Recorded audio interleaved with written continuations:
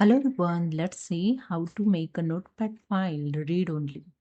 First go to the left hand side and click on the search icon and type here notepad.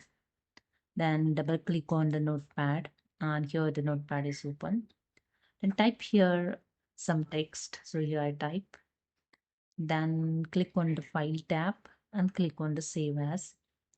Select the destination where you want to save. So here I select the desktop. Then type here file name. So here I type notes. Click on the save, close this dialog box, and you can see the notepad here save. Then make notepad read only. Right click on the mouse, click on the properties. In general tab, in attributes, here the one read only option showing. Just click on this check box, then click on the apply option, and then click on the OK option, and that's it. Then double click on your notepad, then add some new text. Then press the shortcut key Ctrl S to save your changes.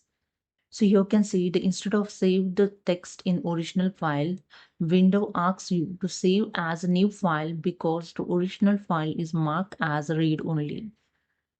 So just type the new file name and then click on the save. I close this.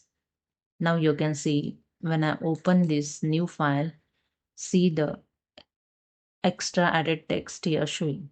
Now I close this and I open this protected file, and you can see this is the original file. It's not edited. Okay, so that's it. This is a way you can make the notepad file read only. Hope you understood. If you like this video, subscribe. Thank you.